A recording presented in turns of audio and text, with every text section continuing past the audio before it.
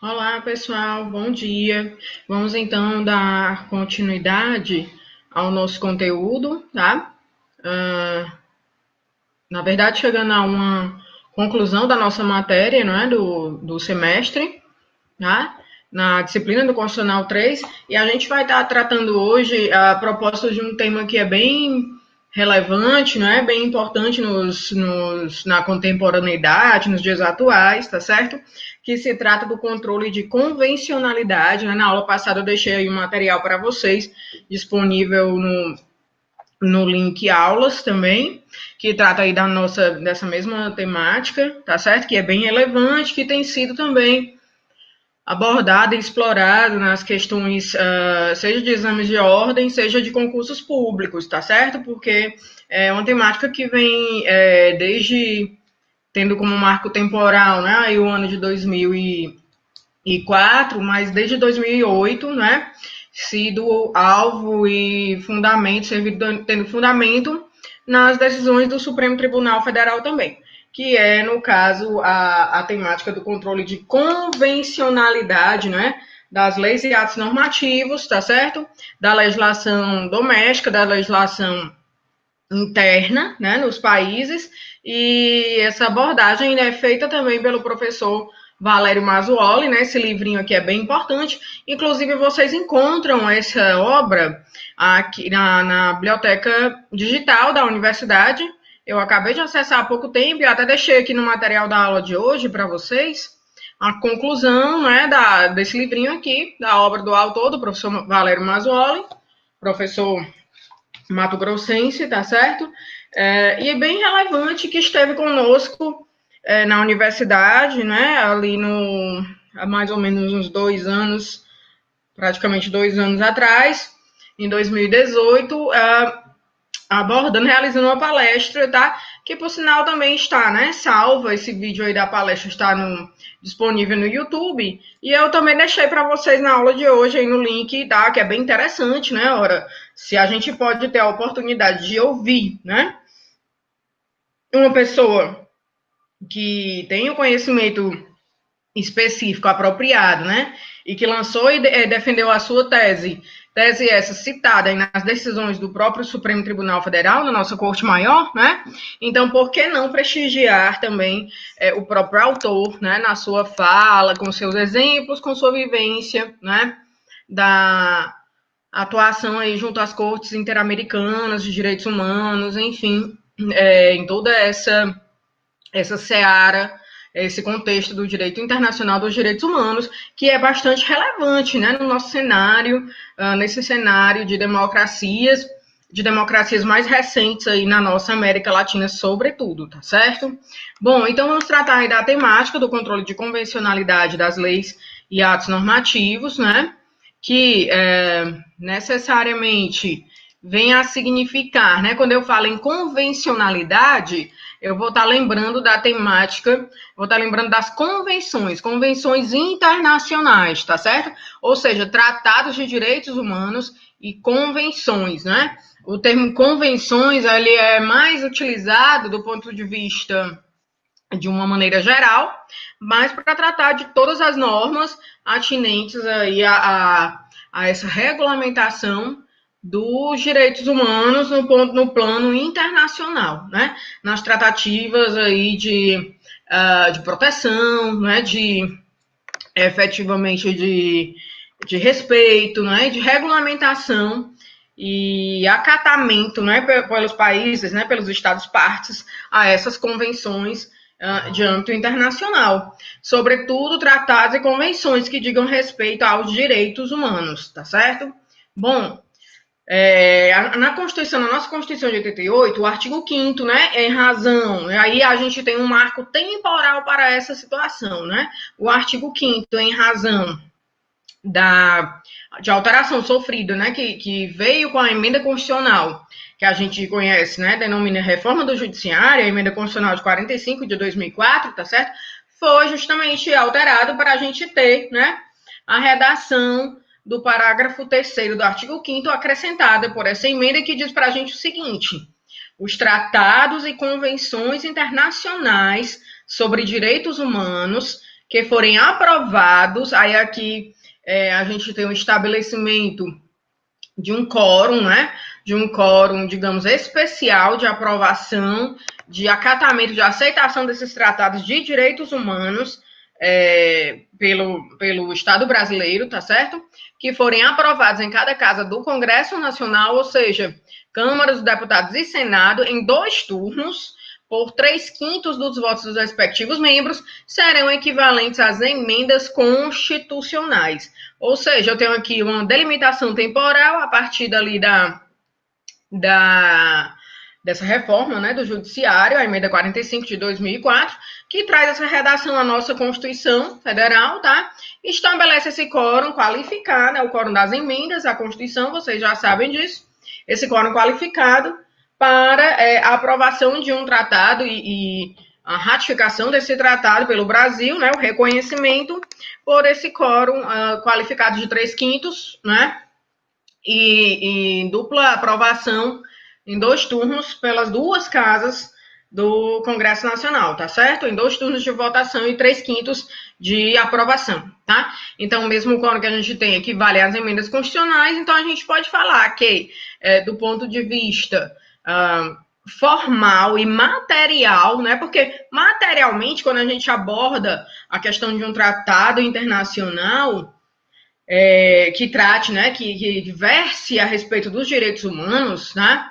Esse tratado ele já pode ser considerado materialmente constitucional. Ora, estou tratando de uma temática de extrema relevância que diz respeito aos direitos humanos. Mas, quando a Constituição, o Constituinte diz para a gente que se esses tratados forem aprovados por esse quórum qualificado, né, 3/5 de votação, em dupla votação em cada uma das casas do Congresso Nacional, eles são considerados emendas à Constituição, equivalem a emendas constitucionais, ou seja, eles são também formalmente constitucionais. Então, eu tenho que os tratados de direitos humanos ratificados, aprovados pelo Brasil, reconhecidos pelo Brasil, né, como Estado parte, que sejam reconhecidos por esse quórum qualificado, eles são tanto formalmente quanto materialmente constitucionais, tá certo? E aí, o que é que significa a gente que vem abordando aí nas últimas aulas, tá? A ideia do controle, né, de constitucionalidade das leis e atos normativos no Brasil, o que é que significa falar num controle de convencionalidade? Ora, significa dizer que agora, né, os nossos juízes e tribunais, eles não têm unicamente um único parâmetro, um único modelo para observar aí em relação às leis e atos normativos domésticos, internos, tá certo? Para observar do ponto de vista da sua validade, né? Na verdade, existe um duplo controle, né? Esse controle, ele é do ponto de vista da Constituição, tá certo? Se essa lei ou ato normativo infraconstitucional, né?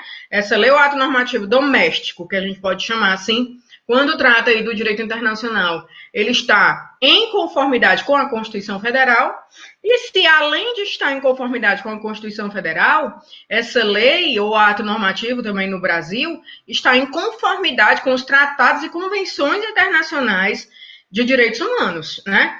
Então, é isso que a gente chama esse duplo controle agora, que o judiciário tem a obrigação, e aí, segundo o professor Valério Mazzuoli, vocês vão poder realmente identificar com bastante facilidade aí na palestra dele, né, que a gente deixou para vocês, bem interessante, foi na nossa universidade em 2018, tá?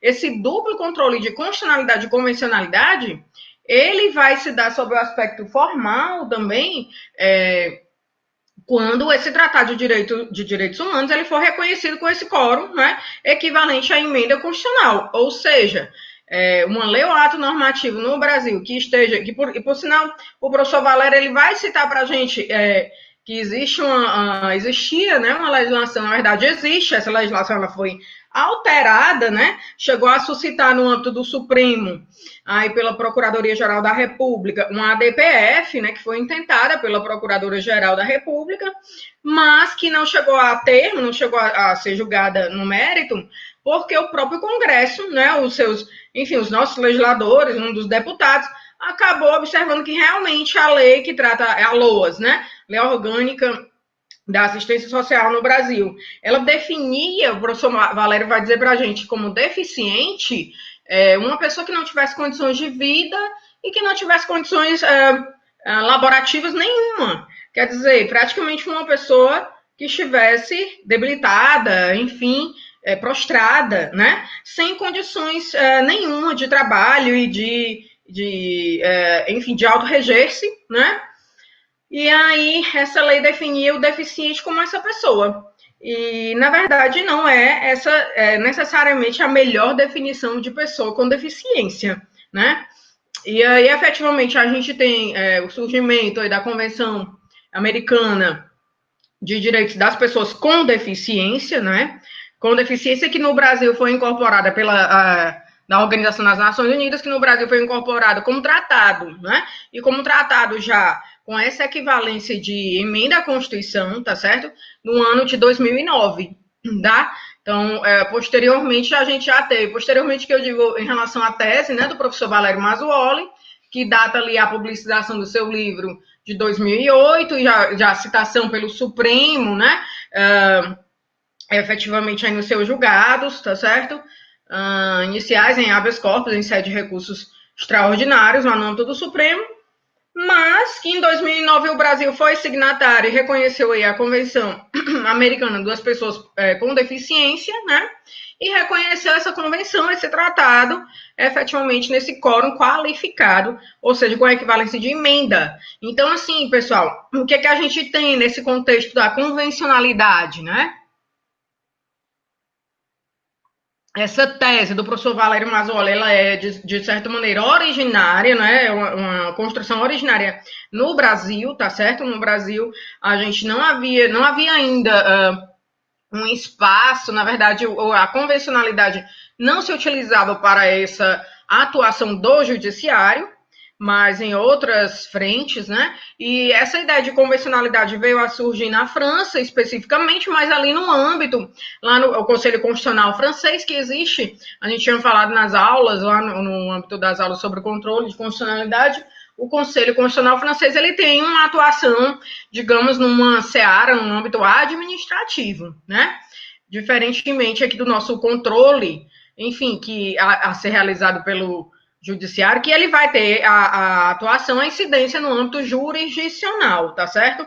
Então, inicialmente teve-se aí a introdução desse controle de convencionalidade no direito francês, mas no direito brasileiro, até 2008, ainda não se cogitava especificamente desse controle de convencionalidade a ser exercido pelo judiciário. E com essa ideia, né, que veio a ser sistematizada e construída também pelo professor Valério Mazzuoli, né, ele vai dizer para a gente que esse controle de convencionalidade, ele obrigatoriamente, ele primariamente uma atribuição do Poder Judiciário, no sentido de dizer, os juízes e tribunais no Brasil têm essa atribuição de exercer um duplo controle vertical, não é, de compatibilidade, de verificação das normas internas, tanto a Constituição, né, que a gente tem um controle de constitucionalidade, como com relação também às convenções internacionais, ou em relação também aos tratados de direitos humanos, tá certo?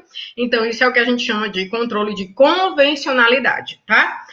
E no âmbito ali do Supremo Tribunal Federal, não houve e há esse debate entre a questão dos tratados, né, da validade dos tratados, e se o tratado ele tem ou está nessa mesma hierarquia, nesse mesmo nível aí da Constituição Federal, né, como a gente citou o caso do tratado aí da Convenção Americana dos Direitos das Pessoas com Deficiência, tá certo? Um protocolo que também reconhece aí o protocolo a esse tratado das pessoas com deficiência, tá certo? E o professor Valério Mazzuoli cita outro caso, que é o Tratado de Marrakech também, que já foi validado no Brasil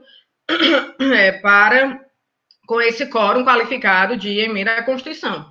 Esse tratado trata do acesso às pessoas com deficiência visual, tá certo? Para que eles tenham disponíveis plataformas de livros, não é? Numa linguagem, ou enfim, numa tecnologia que seja possível, né? Para o acesso ao seu conhecimento, né? Em razão dessa deficiência visual. Então, ele é um dos últimos tratados que foi também ratificados aí por esse quórum especial do artigo 5º, parágrafo 3º da Constituição, que para o nosso Supremo Tribunal Federal, né, que é justamente onde coincide aí, onde equivale a teoria do professor Valério Mazzoli com o posicionamento do Supremo Tribunal Federal, tá certo? Então, o Supremo realmente aceita que esses tratados reconhecidos por esse quórum, equivalente à emenda constitucional, né, do artigo 5º, parágrafo 3º, que foram aí, que foi incorporado na Constituição a partir da reforma do Judiciário, tá certo? Esses tratados, né, que sejam reconhecidos nessa qualificação formal, né, como emenda à Constituição, eles servem como parâmetro para a declaração de inconvencionalidade ou de convencionalidade. Ou seja, esse controle concentrado que a gente já viu no âmbito do Supremo, por meio da ADI, né, ADC, ou ADECOM, ADPF, ele pode também ser realizado tendo como parâmetro as convenções, tratados e convenções internacionais, tá certo? Desde que, e isso como um controle concentrado de convencionalidade, desde que esse tratado ele realmente tenha sido reconhecido pelo Brasil como Estado parte, tá? Com esse quórum especial de emendas à Constituição, tá certo? O quórum estabelecido e preconizado no artigo 5º, no parágrafo 3º, né? A partir da reforma do Judiciário. E, pessoal, assim, como é que isso, né, se originou junto aqui, por exemplo, à Corte Interamericana, né, a Corte Americana aqui de Direitos Humanos, né, que tem sede ali na Costa Rica, tá certo? Não foi, no Brasil chegou, né, por meio ali, por volta dos anos de 2008, aí, sobretudo com esse advento aí dessa doutrina do professor Valério Mazzoli, tá? Mas, no âmbito da Convenção Americana, né, da Corte Interamericana de Direitos Humanos, Interamericana, no caso, vem a ter como, digamos, caso inicial, né, assim, um caso que levou a esse início, que levou a Corte Interamericana a dizer que é obrigação, sim, dos tribunais, dos juízes, né, procederem a essa realização do controle de convencionalidade, né, das leis e atos normativos, quer dizer, observar se há uma compatibilidade, e isso mesmo até de ofício, por exemplo, no controle difuso, né, no controle difuso, o juiz, ele pode, de ofício, realizar esse controle de convencionalidade e dizer se aquela norma ou lei interna, ela está de acordo com a Convenção de Direitos Humanos, tá certo?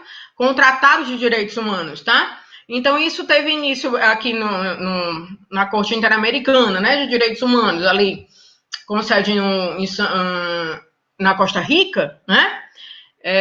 Foi no ano de 2006, tá certo? E o caso é emblemático, é bom que a gente cite, né? Porque, assim, alguns desses casos, sobretudo esses casos pioneiros, eles têm sido citados e até muitas vezes colocados nas questões de exame de ordem ou mesmo questões para concursos públicos, tá certo? Ele fala aqui para a gente, né, o professor Valério, o início da evolução jurisprudencial da Corte Interamericana, está na página 41 do livro dele, isso aqui, sobre a obrigatoriedade, olha aqui o termo, né, que ele utiliza.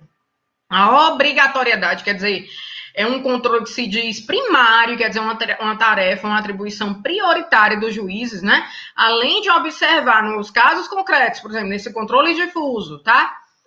A compatibilidade de uma lei ou ato normativo interno, né? Como eu estava falando, essa lei orgânica da assistência social, que apesar de ter sido suscitada uma DPF lá no Supremo Tribunal Federal, os legisladores se debruçaram a respeito e acabaram modificando o artigo da legislação, né? Então, foi criada uma proposta de lei que alterou aquela legislação, então não houve necessidade de um julgamento de mérito, né, para que o Supremo viesse a interpretar e dizer que realmente a lei orgânica da assistência social ela não estava compatível ao tratado, né, das pessoas com deficiência, a Convenção Interamericana das Pessoas com Deficiência, tá certo?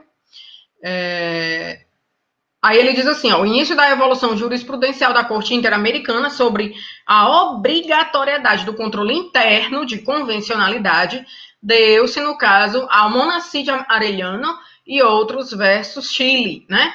Julgada em 26 de setembro de 2006, tá? Ele diz assim: a Corte tem consciência de que os juízes e tribunais internos estão sujeitos ao império da lei, né? E por isso estão obrigados a aplicar as disposições vigentes no ordenamento jurídico. Porém, quando o Estado ratifica um tratado internacional como a Convenção Americana, seus juízes, como parte do aparato do Estado, também estão submetidos a ela, a essa Convenção Americana, tá? O que os obriga a velar para que os efeitos das disposições da Convenção não se vejam prejudicados pela aplicação de leis contrárias ao seu objeto e fim, e que desde o seu início carecem de efeitos jurídicos. Em outras palavras, o Poder Judiciário deve exercer uma espécie de controle de convencionalidade entre as normas jurídicas internas que aplicam nos casos concretos e a Convenção Americana sobre os Direitos Humanos. Nessa tarefa, o Poder Judiciário deve ter em conta não somente o tratado, senão também a interpretação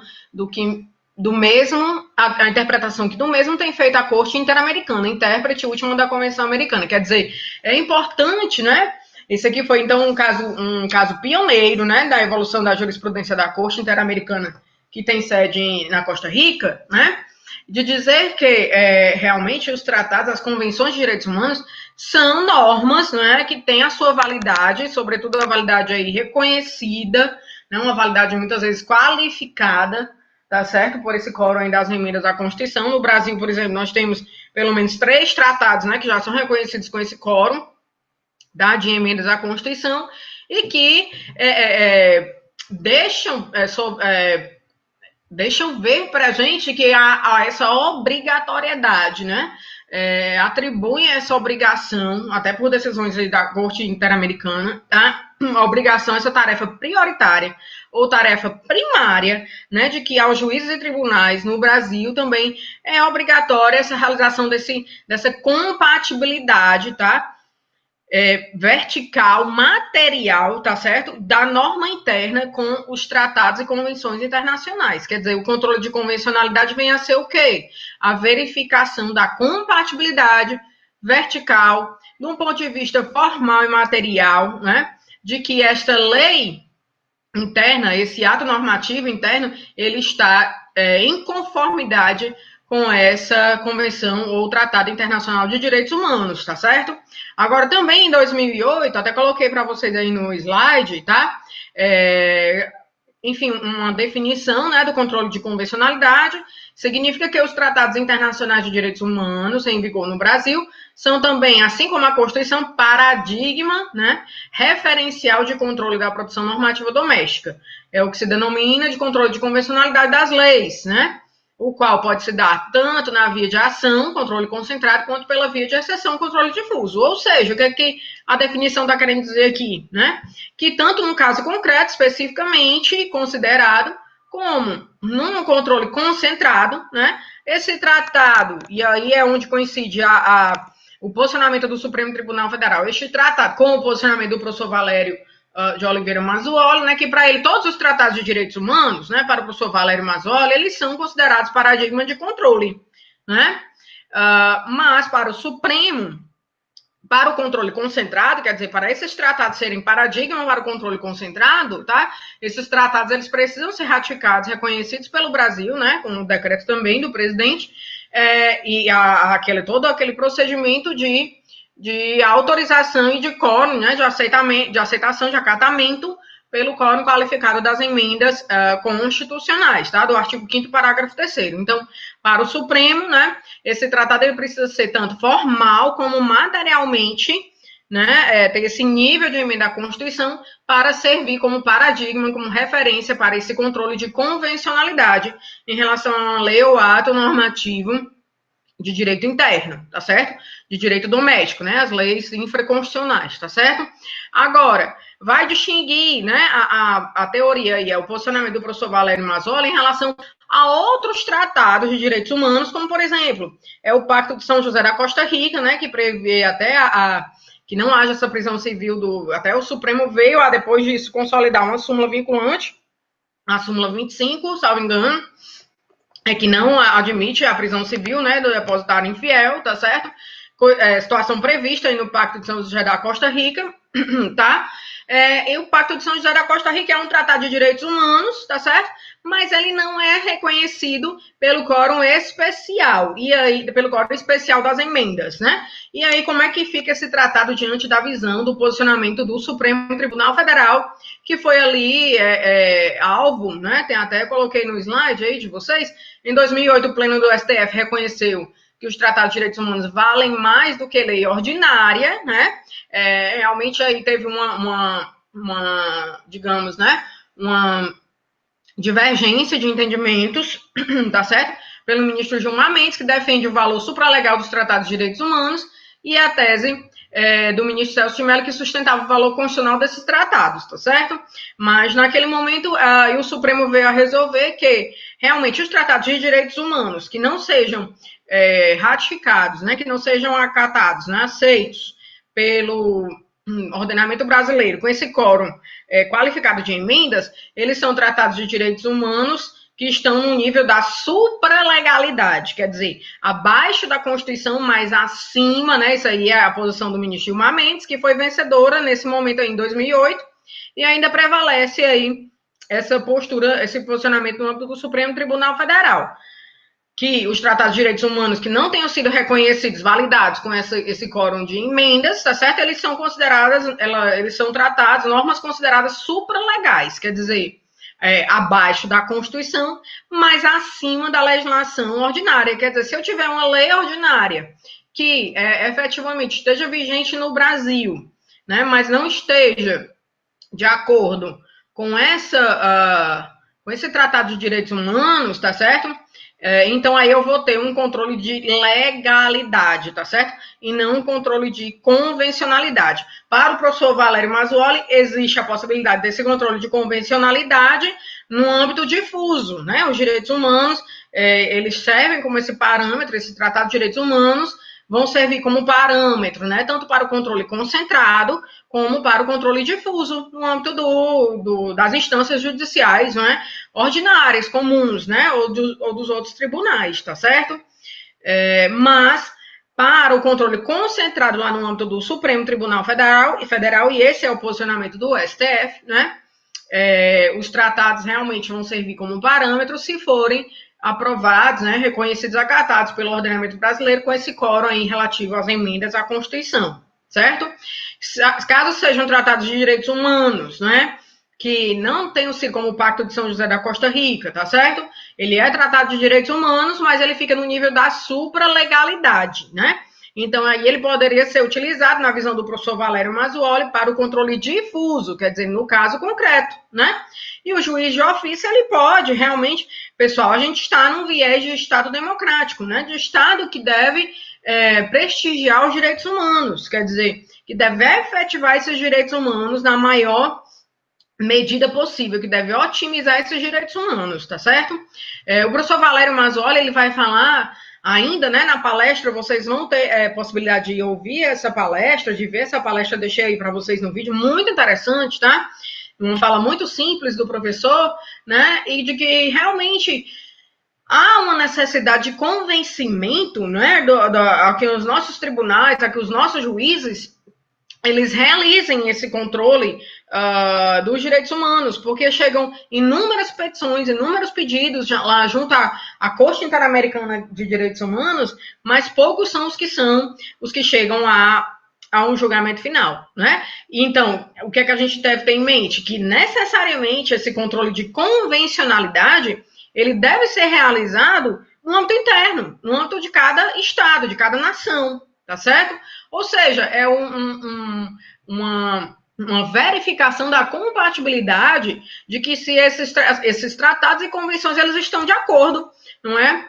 Essas normas, né? Na verdade, essas normas, essas leis internas estão de acordo com esses tratados e convenções de direitos humanos também, né? Que tenham sido ratificados, que sejam reconhecidos pelo sistema brasileiro, tá certo? Pelo ordenamento brasileiro.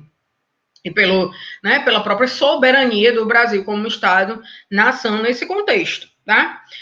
Então, assim, estamos nesse auge, né, nessa vivência democrática, que realmente vai levar a uma necessidade, tá certo?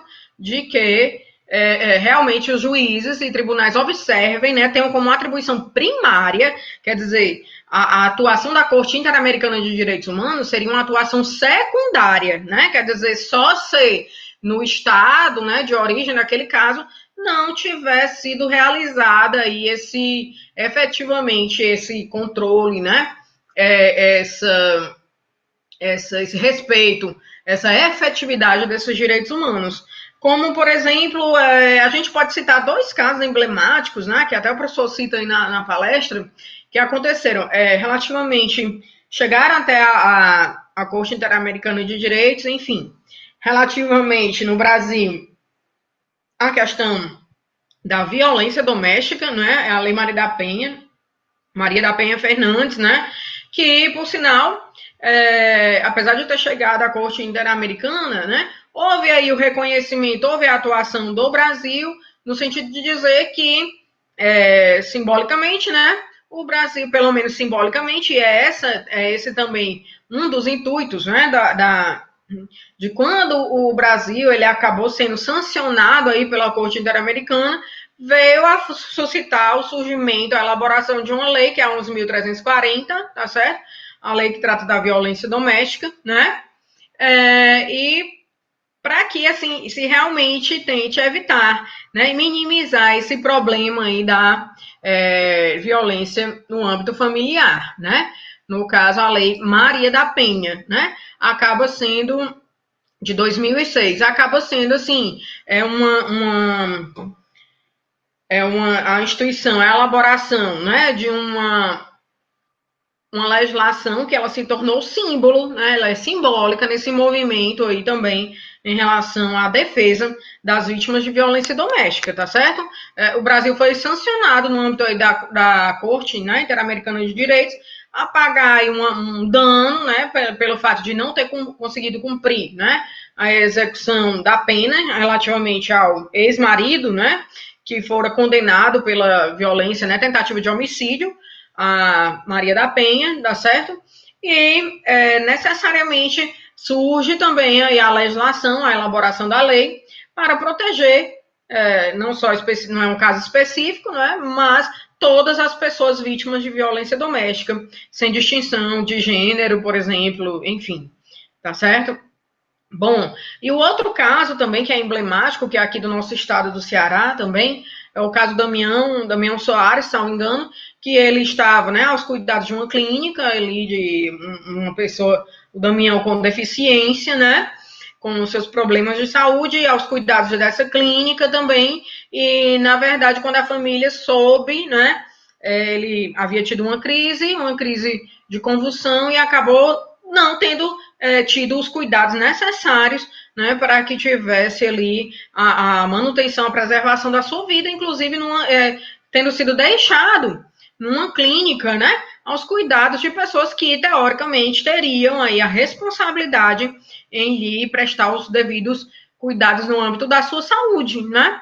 E aí esse procedimento em termos de inquérito durou, né, segundo fala o professor Mazzoli, 6 anos com essa apuração e nada havia sido feito, até que a família busca a Corte Interamericana de Direitos, né, para ter preservado e para ter, assim, uma ideia de compensação, de reparação pelos danos causados ao Damião, né, uma pessoa aí com as suas deficiências que realmente chegou a óbito, né, porque não teve os cuidados devidos aí, e aí a gente está falando do panorama dos direitos humanos, né, direitos humanos esses que são das pessoas com deficiência, né, e aí que se deixa bem claro que a gente não porta uma deficiência, mas é uma pessoa com deficiência, né, em si utilizando aí do termo, na terminologia adequada para tratar das pessoas com deficiência, tá certo? E temos a convenção a Convenção Americana que foi ratificada, foi reconhecida, né?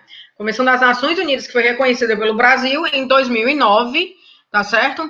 Por meio do decreto, só consultar aqui.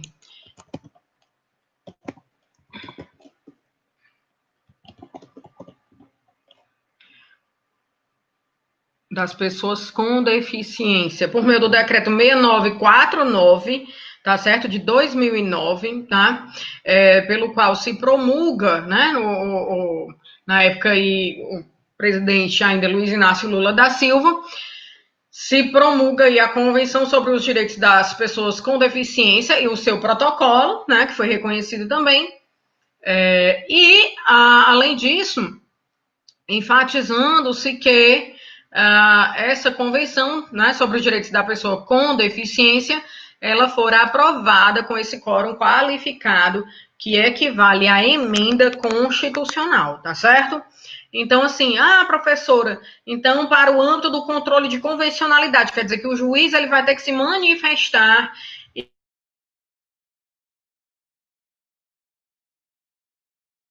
conferindo, ela está violando algum tipo de tratado de direitos humanos, tá certo? Isso o juiz ele pode fazer no controle difuso até ex officio, tá? É uma obrigação, é uma tarefa primária inicial, não é, do magistrado, daquela pessoa que está ali sendo remunerada, né, sendo custeada, sendo um servidor público que está ali também para dizer que realmente aquela lei, né, por exemplo, a lei que falava, né, do amparo social, que tratava a pessoa deficiente como uma pessoa totalmente, realmente inútil, né, que estava equivocada, né, efetivamente, no caso concreto, o juiz tem, sim, a possibilidade de realizar esse controle difuso, ex officio, até, sem mesmo ter sido pedido pela parte, né, pela parte interessada lá no feito, tá certo? E dizer que aquela lei que está sendo ali questionada, aquela lei ou ato normativo, né, ela está em desconformidade a essa convenção ou tratado de direitos humanos, né? Ou seja, a gente teria aí um controle de convencionalidade, né? E aí, se realmente a lei não estiver de acordo, a gente pode estar dizendo que ela está vigente, mas ela não é válida, né? Aí nós estamos no plano da vigência da lei, ela está vigente, ela está surtindo efeitos no ordenamento, mas ela não é válida, né? Ela não está em conformidade, ela é inconvencional, né? Ela não está em conformidade com esse tratado de direitos humanos ou convenção de direitos, por exemplo, da pessoa com deficiência, tá certo? Se fosse citar, né, o caso aí, suscitar um caso concreto para esse tratado, nessa convenção das pessoas com deficiência, tá certo?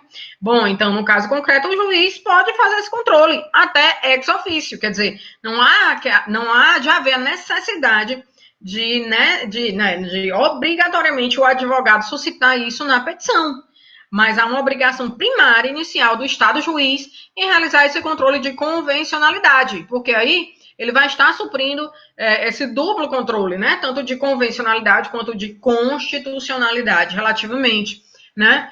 Tanto a esses tratados e convenções internacionais, como também relativamente à própria Constituição Federal. Lembrando, se o tratado ele for aprovado no nível das, né, que equivale às emendas constitucionais, equivalentes às emendas, como diz lá o parágrafo 3º do artigo 5º, essa norma interna que esteja em desconformidade, que seja inconvencional, também pode chegar ao crivo do Supremo pelo controle concentrado de constitucionalidade, por meio de um ADI, né? E aí, lá no bojo da petição inicial, o legitimado, um daqueles legitimados lá do 103, ele vai arguir, por exemplo, o PGR, né, vai arguir que aquela norma interna não está de acordo com a Convenção das Pessoas Americana das Pessoas com Deficiência, tá? Ele vai arguir que o tratado, enfim, que não está de acordo, que basicamente não está de acordo com aquela norma, né, que prevê ali um direito para os deficientes visuais, não está de acordo com o Tratado de Marrakech, né? Que contempla aí várias plataformas para que os deficientes visuais eles tenham acesso a um livro, né? A um escrito, e inclusive liberando os direitos autorais, né? Para esse caso dos deficientes visuais. É o que trata esse acordo aí, Tratado de Marrakech, tá certo? Então, assim, pode-se visualizar aqui há a possibilidade desse controle concentrado, né? Desde que esse tratado de convenção internacional ele tenha sido ratificado, reconhecido pelo Brasil com esse quórum das emendas à Constituição, tá certo? E há a possibilidade de que se exerça também um controle difuso, né? Lá no caso concreto, pelos juízes e tribunais, né, nas outras instâncias, tá certo? Que não o Supremo Tribunal Federal, né, naquela modalidade concentrada, originária, tá? De que os juízes e tribunais exerçam esse controle difuso, tá? Também tomando em consideração a existência dos tratados e convenções internacionais de direitos humanos, tá certo? Para isso aí é o que a gente chama de controle de convencionalidade.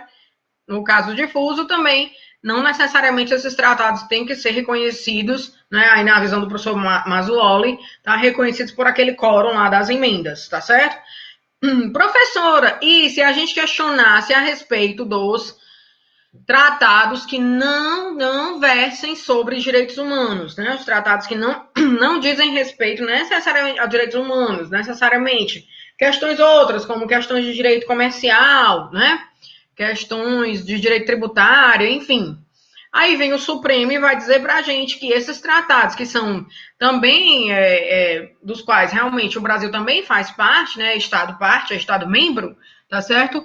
Esses tratados aí, eles vão estar, tratados que não versem sobre direitos humanos, eles vão estar no nível que, dependendo da matéria, né, se estabeleça aí na Constituição. Como, por exemplo, se for em termos de matéria tributária, em geral, vai estar no nível de lei complementar. Então, eles vão estar no nível da legislação infraconstitucional, da legislação ordinária, né, que pode ser matéria, né, de lei comum, lei ordinária ou lei complementar. Em geral, matérias aí de instituição,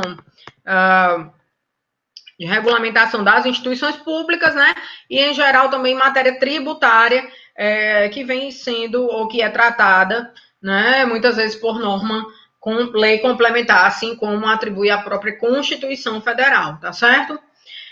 Então, assim, esses tratados que não digam respeito, né? Isso é a visão do Supremo Tribunal Federal. Tratados que não versem sobre questões de direitos humanos, tá certo? Eles são considerados pelo Supremo legislação infraconstitucional, no caso, né? Lei ordinária, que pode ser no nível complementar ou lei propriamente ordinária, propriamente dita, tá certo? Legislação comum, tá? Então, não está aí no nível das emendas, né? E nem está no nível da supralegalidade, como é aquela consideração que eu já falei aqui para vocês relativamente ao que os ministros do Supremo, né? Sobretudo a tese do ministro Gilmar Mendes, que prosperou ali naquele momento, em 2008, né? Quando do julgamento daqui, é o HC, né? 87585, Tocantins, e o recurso extraordinário, né? Que é a tese 466343 de São Paulo, né? Aí a tese do ministro Gilmar Mendes, que considera o valor supralegal dos tratados de direitos humanos, quer dizer, os tratados de direitos humanos que não sejam reconhecidos com esse quórum das emendas, né? E aí são supralegais porque estão abaixo da Constituição, mas acima da legislação infraconstitucional. E nesse caso, se eu tenho uma lei ou ato normativo doméstico que não está de acordo com esse tratado, né, de direitos humanos na supralegalidade, aí eu tenho um controle da legalidade, né? Eu não teria um controle da convencionalidade, mas um controle da legalidade, tá certo? Bom, basicamente no Brasil, o controle de convencionalidade, né? Eu coloquei no slide aí para vocês, tá? Foi objeto da tese de doutorado do professor Valério Mazzuoli, né? Que é justamente essa obra aqui, né, que a gente mostrou a vocês e que vocês dispõem aí na biblioteca digital da universidade, né, e é uma obra de fácil leitura, tá certo? Não vai ser de uma leitura mais complexa, apesar da temática, né? Lembrar também do caso aí que na Corte Interamericana, né, suscitou, que é que é o Almonacid Arellano e outros, né, o Almonacid Arellano e outros versus Chile, né, que suscitou inicialmente aí uma evolução jurisprudencial na mudança jurisprudencial da Corte Interamericana, dizendo que é uma obrigação primária, né, dos juízes e tribunais nas nações consideradas, né, na sua soberania, enfim, na atuação judicial, de realizarem esse controle de convencionalidade, né, de forma primária, tá certo? Quer dizer, a Corte Interamericana seria uma coadjuvante, né? Seria um espaço secundário, tá certo? A obrigação inicial é dos países, né? E do Estado juiz em realizar esse controle de convencionalidade, tá? Das normas internas em relação aos tratados e convenções internacionais de direitos humanos, tá bom? E coloquei ainda, então, que no Brasil, né, o objeto da tese de doutorado do professor Valério Mazzoli, né, foi referido, esse controle de convencionalidade foi objeto da tese, tá? E para ele, todos os tratados internacionais de direitos humanos ratificados pelo Estado e em vigor têm nível de normas constitucionais, né? Para o professor Valério, ele acredita que essa hierarquia, isso aí já vem da norma de direitos humanos, que pela própria temática, pela própria matéria, já tem esse caráter de serem materialmente constitucionais, tá certo? Enquanto que para o Supremo, né, ela só vai servir, esses tratados e convenções só vão servir de paradigma se estiverem tanto material como formalmente, né, que é a equivalência à emenda, né, reconhecidos para aquele controle concentrado, né, reconhecidos pelo Estado brasileiro, tá certo?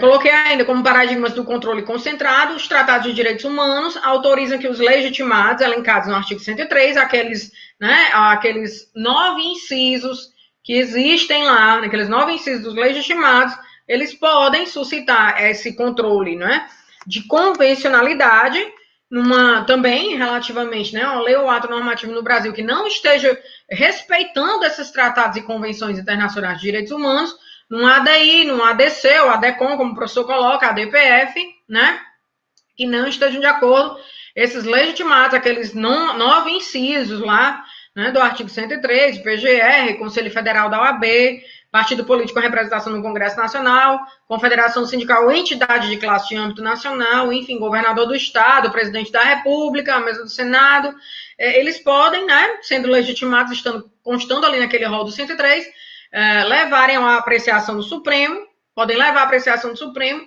um ADI, um ADC, ADECOM, um ADPF, suscitar naquela ADI e na ADC que determinada norma interna no Brasil, não está de acordo com o que diz o tratado, por exemplo, aí a Convenção, né, das pessoas com deficiência, Convenção dos Direitos Humanos das pessoas com deficiência. Determinada legislação pode estar em confronto a esse tratado, a essa Convenção de Direitos Humanos. Então, no ADI, isso pode ser suscitado. É o que a gente chama de controle de convencionalidade. Então, a gente está vendo que a gente não tem só um único paradigma hoje em dia, né? Que os ministros do Supremo estão a par dessa situação, já utilizaram aí a tese do professor Mazzoli, né? Ali nos idos há 12 anos atrás, por exemplo, 2008, né? Quando começou a julgar aí com base nas convenções, tá certo? E tendo sido citada a tese do professor pelo próprio ministro Celso de Mello, né? Decano aí da nossa corte, tá certo?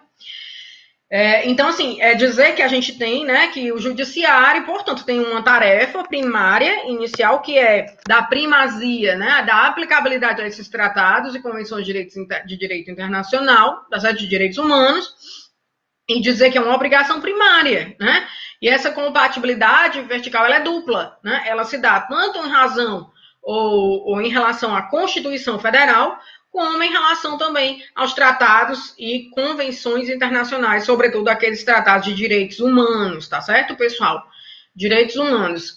Tratados esses que, se forem aprovados, mais uma vez, né, por aquele quórum das emendas à Constituição, tá certo? Eles servem como paradigma para aquele controle concentrado lá no Supremo, originariamente, em sede de ADI, de ADC, de ADPF, né? E que, se não forem ratificados por esse quórum, né, na visão do professor Mazzoli, no controle difuso, os juízes e tribunais também têm essa obrigação primária, né, porque a atuação da Corte Interamericana ela é secundária, ela é coadjuvante, ela é depois da, né, atuação do país, né, por meio dos seus juízes, né, agentes aí do judiciário, de estarem realizando essa compatibilidade vertical, né, tanto formal como materialmente, das leis internas em relação aos tratados e convenções internacionais, o que se chama controle de convencionalidade, tá certo? Não é difícil, né, de assimilar aí a situação, Só essa divergência em relação ao Supremo Tribunal Federal e a tese do professor Mazzuoli, no que diz respeito aos tratados de direitos humanos, que não sejam reconhecidos por esse quórum, que para o Supremo eles estão em nível de supralegalidade, tá certo?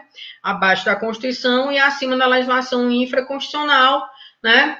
Mas que no controle difuso podem ser observados, sim, nesse contraste, né, da lei interna com os tratados e convenções internacionais, tá certo?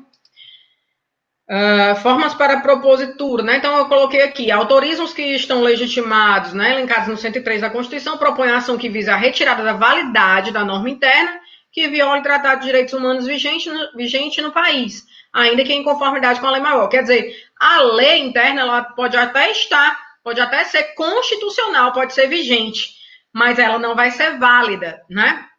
Por quê? Porque ela está afrontando um tratado ou uma convenção internacional de direitos humanos, tá certo? Essa lei, se não estiver de acordo com esse tratado